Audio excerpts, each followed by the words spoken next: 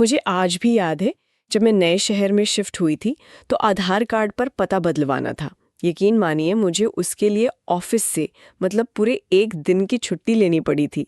सुबह 9 बजे से लाइन में लगी और दोपहर के 2 बजे जाकर मेरा नंबर आया। वो जो फ्रस्ट्रेशन हुई थी ना उस एक छोटे से काम के लिए, वो आज भी याद है।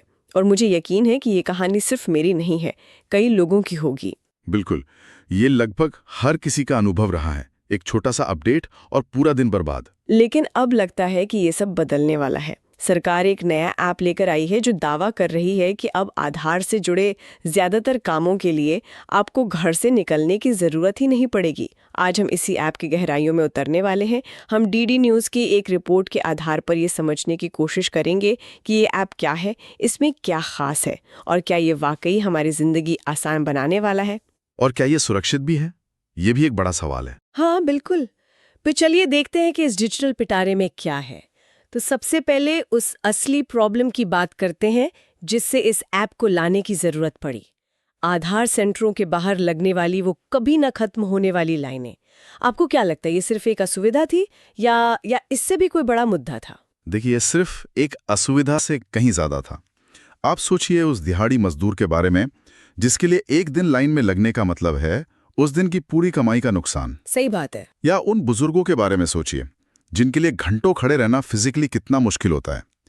तो जब सरकार की कोई जरूरी सर्विस आम आदमी के लिए इतनी बड़ी मुश्किल बन जाए तो मतलब सिस्टम में कहीं ना कहीं एक बड़ी खामी है। हाँ, यही वो खामी है जिसे टेक्नोलॉजी से दूर करने की कोशिश की जा रही है। बिल्कुल। यही तो डिजिटल गवर्नेंस का असली मतलब होना चाहिए, है ना? सिर्फ सरकारी चीजों को ऑनलाइन कर देना नहीं, बल्कि टेक्नोलॉजी का इस्तेमाल करके लोगों की असली मुश्किलों को हल करना। एकदम सही पकड़ा आपने। अच्छा, डिजिटल गवर्नेंस वही है जो नागरिक और सरकार के बीच की दूरी को कम करे, प्रक्रियाओं को आसान बनाए और सबसे जरूरी लोगों का समय और उनका सम्मान बचाए। घंटों लाइन में लगना एक बहुत बड़ी मुश्किल थी और ये ऐप सीधे उसी पे वार करता है। तो इस समाधान का नाम है न्यू आधार ऐप। रिपोर्ट में साफ साफ लिखा है कि ये पुराने एम आधार ऐप को रिप्लेस कर रहा है और ये कोई ट्रायल या बीटा वर्जन नहीं है, बल्कि एक फुल वर्जन लॉन्च है। इसका मतलब है कि अब कहीं से भी किसी भी वक्त सिर्फ अपने मोबाइल से आधार अपडेट कर सकते हैं। यहाँ डिजिटल सशक्तिकरण या जिसे हम डिजिटल एम्पावरमेंट कहते हैं, वो आइडिया बहुत मजबूत हो जाता है। ये सिर्फ एक और सरकारी ऐप नहीं है, ये एक तरह से आपको अपनी पहचान से जुड़ी जानकारी का कंट्रोल वो वापस आपके हाथों में दे रहा है। अच्छा। जब आप घर बैठे अपने सबसे जरूरी पहचान पत्र में बदलाव कर सकते हैं तो ये आपको सिस्टम पर ज्यादा भरोसा और एक सेंस ऑफ कंट्रोल देता है। आपको हर छोटे काम के लिए किसी पर निर्भर रहने की जरूरत नहीं है। कंट्रोल की बात चली है तो मैंने इस रिपोर्ट में जो फीचर्स देखे उनमें से कुछ तो वाकई गेम चेंजर लग रहे हैं। जैसे सबसे पहला तो बेसिक है, डिजिटल आधार कार्ड, यानी अब फिजिकल कार्ड लेकर घूमने की जरूरत नहीं।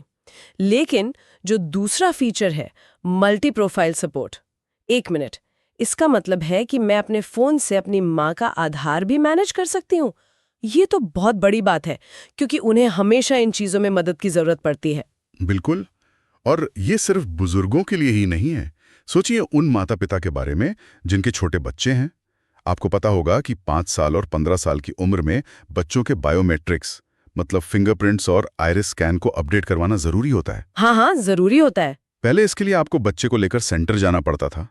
अब इस ऐप के जरिए शायद ये प्रक्रिया घर से ही हो सके या कम से कम अपॉइंटमेंट लेना और डॉक्यूमेंटेशन का काम तो हो ही जाएगा। तो एक ही ऐप से आप अपने पार्टनर, बच्चों और माता पिता यानी पूरे परिवार का आधार प्रोफाइल मैनेज कर सकते हैं। ये तो सच में बहुत सुविधाजनक है। पर इससे मेरे मन में एक सवाल भी आ रहा है। अगर मेरे एक ही फोन में पूरे परिवार की इतनी जरूरी जानकारी है और मान लीजिए कि मेरा फोन खो जाता है या किसी गलत हाथ में लग जाता है, तो क्या पूरे परिवार की पहचान खतरे में नहीं पड़ जाएगी? ये सब कितना सुरक्षित है? ये बहुत ही वाजिब और जरूरी सवाल है और लगता है कि ऐप बनाते हुए इस पे खास ध्यान दिया गया है। यहीं पे इस ऐप के दूसरे बड़े फीचर्स काम आते हैं, बायोमेट्रिक लॉक और फेस ऑथेंटिकेशन। ओके। आप ऐप को अपने फिंगरप्रिंट से लॉक कर सकते हैं, तो फोन अनलॉक होने के बाद भी ऐप को खोलने के लिए एक और सिक्योरिटी लेयर है। और ये फेस ऑथेंटिकेशन, ये वीडियो कॉल वाले फेस रिकॉग्निशन जैसा ही है या कुछ अलग है? ये उससे कहीं ज्यादा एडवांस्ड है। ये सिर्फ आपकी एक फोटो से मैच नहीं करता, इसमें लाइवनेस डिटेक्शन नाम की एक तकनीक इस्तेमाल होती है। लाइवनेस डिटेक्शन, ये क्या होता है? इसका मतलब है कि जब आप वेरिफिकेशन करेंगे तो ऐप आपको शायद पलकें झपकाने अच्छा, या धीरे से सिर दाएं बाएं घुमाने के लिए कह सकता है। ओके। ये इसलिए ताकि सिस्टम को पता चल सके कि कैमरे के सामने कोई जिंदा इंसान है, न कि किसी की तस्वीर या वीडियो। समझ गए। ये छोटी छोटी हरकतें धोखाधड़ी को लगभग नामुमकिन बना देती हैं। अच्छा, तो मतलब कोई मेरी फोटो दिखाकर ऐप को बेवकूफ नहीं बना सकता। वाह यार। ये तो कमाल है। रिपोर्ट में एक और फीचर का जिक्र था, सेलेक्टिव डेटा शेयरिंग। जी, ये सुनने में थोड़ा टेक्निकल लगता है, इसका आम आदमी के लिए क्या मतलब है? ये सुनने में छोटा लगता है, पर ये प्राइवेसी के लिए शायद सबसे बड़ा कदम है। एक उदाहरण से समझते हैं। मान लीजिए आप किसी होटल में चेक इन कर रहे हैं या एक नया सिम कार्ड ले रहे हैं। वो आपसे पहचान के लिए आधार कार्ड की फोटोकॉपी मांगते हैं। हाँ, हमेशा उस कॉपी पर आपका नाम, फोटो, पता, जन्म तिथि, आधार नंबर सब कुछ होता है। जी, जबकि होटल वाले को शायद सिर्फ आपके नाम और फोटो से मतलब है। उसे आपके घर के पते की क्या जरूरत, सही बात है, उसे तो कोई जरूरत नहीं। जिसमें सिर्फ आपका नाम और फोटो हो, पता और जन्मतिथि ना हो। अच्छा, जब कोई उस क्यूआर कोड को स्कैन करेगा तो उसे सिर्फ वही जानकारी दिखेगी जो आपने अलाउ की है। आपका पूरा डेटा अब हर किसी के हाथ में नहीं होगा। ये डेटा प्राइवेसी की दिशा में एक बहुत बड़ा सुधार है। वाह, मतलब अब मुझे हर जगह अपनी पूरी जन्मपत्री देने की जरूरत नहीं है। ये तो सच में गेम चेंजर है। चलिए, अब जरा प्रक्रिया को समझते हैं। मान लीजिए मुझे अपना मोबाइल नंबर अपडेट करना है, जो शायद सबसे आम जरूरत होती है। रिपोर्ट के मुताबिक ये काम कैसे होगा? रिपोर्ट के अनुसार इसकी प्रक्रिया बहुत सीधी लेकिन बहुत सुरक्षित है। इसमें 2 लेयर का वेरिफिकेशन है।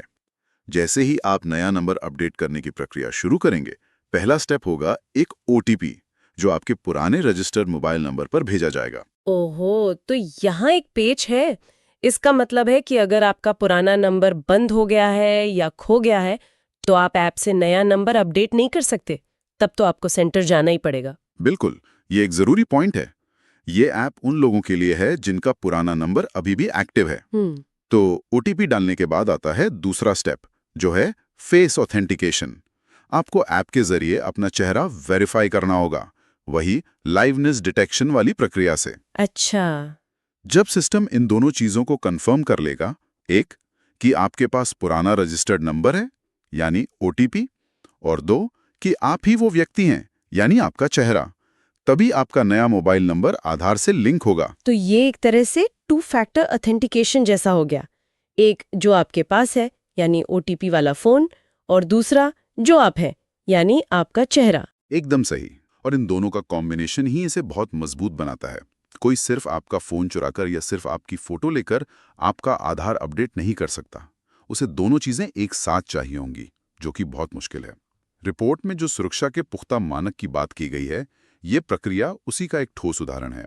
रिपोर्ट में एक और दिलचस्प बात लिखी है कि अगर आपका रजिस्टर्ड मोबाइल फोन आपके पास नहीं भी है, तब भी आप फेस वेरिफिकेशन के जरिए ऐप में लॉगिन कर सकते हैं। इसका क्या मतलब हुआ? इसका मतलब है कि लॉगिन के लिए कई रास्ते दिए गए हैं, लेकिन हर रास्ता सुरक्षित है। मान लीजिए आपका रजिस्टर्ड सिम वाला फोन घर पर है और आप बाहर किसी दूसरे फोन पर ऐप इस्तेमाल करना चाहते हैं, हाँ, ऐसा हो सकता है। तो आप फेस ऑथेंटिकेशन से लॉगिन कर सकते हैं। लेकिन कोई भी जरूरी बदलाव, जैसे मोबाइल नंबर अपडेट करना, उसके लिए पुराने नंबर पर OTP आएगा ही। तो ऐप को बनाते समय सुविधा और सुरक्षा के बीच एक अच्छा बैलेंस रखने की कोशिश की गई है। हर कदम पर सिक्योरिटी चेक्स हैं ताकि किसी भी धोखाधड़ी की गुंजाइश ही ना बचे। लेकिन एक सवाल मेरे मन में अभी भी है। हम डिजिटल इंडिया की बात करते हैं, लेकिन भारत का एक बड़ा हिस्सा अभी भी गांवों में रहता है, जहां या तो स्मार्टफोन नहीं है या फिर इंटरनेट कनेक्टिविटी बहुत खराब है। क्या ये ऐप डिजिटल डिवाइड, मतलब डिजिटल दुनिया और असल दुनिया के बीच की खाई को और नहीं बढ़ाएगा? ये इस पूरी कहानी का दूसरा पहलू है और इस पर बात करना बहुत जरूरी है। देखिए, ये ऐप उन लोगों के लिए एक बहुत बड़ी राहत है जो टेक्नोलॉजी इस्तेमाल करना जानते हैं और जिनके पास संसाधन हैं, खासकर शहरों में। हाँ। लेकिन हमें ये नहीं भूलना चाहिए कि एक बहुत बड़ी आबादी है जो फीचर फोन इस्तेमाल करती है।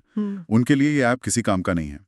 इसलिए ये ऐप एक शानदार शुरुआत है, लेकिन इसके साथ साथ ये सुनिश्चित करना भी सरकार की जिम्मेदारी है कि जो पुराने फिजिकल आधार सेंटर हैं वो बंद ना हों, बिल्कुल। बल्कि वो और बेहतर तरीके से काम करें ताकि जो लोग इस डिजिटल दौड़ का हिस्सा नहीं बन सकते वो पीछे ना छूट जाएं। समाधान ऐसा होना चाहिए जो सबको साथ लेकर चले। बिल्कुल सही। टेक्नोलॉजी को एक विकल्प के तौर पर आना चाहिए, ना कि एक मजबूरी के तौर पर।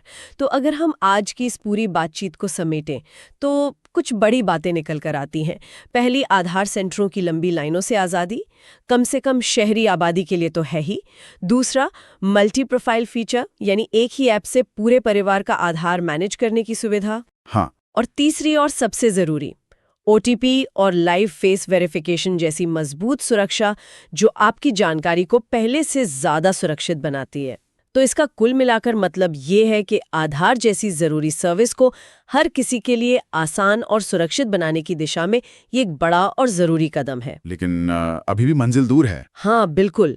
और यहाँ से एक और दिलचस्प सवाल भविष्य के लिए उठता है। ये ऐप अभी जानकारी अपडेट करने की समस्या को तो काफ़ी हद तक हल कर रहा है, लेकिन क्या भविष्य में यही टेक्नोलॉजी, खासकर भरोसेमंद फेस ऑथेंटिकेशन और मल्टी प्रोफाइल मैनेजमेंट, नए आधार कार्ड बनाने की प्रक्रिया को भी घर तक ला सकती है? अच्छा, ये तो सोचने वाली बात है। सोचिए, खास तौर पर नवजात शिशुओं का एनरोलमेंट या दूर दराज के इलाकों में रहने वाले लोगों के लिए क्या हम एक ऐसे भविष्य की कल्पना कर सकते हैं जहां आधार बनवाने के लिए भी फिजिकल सेंटर जाने की जरूरत पूरी तरह से खत्म हो जाए? ये सवाल इस ऐप ने हमारे सोचने के लिए छोड़ दिया है।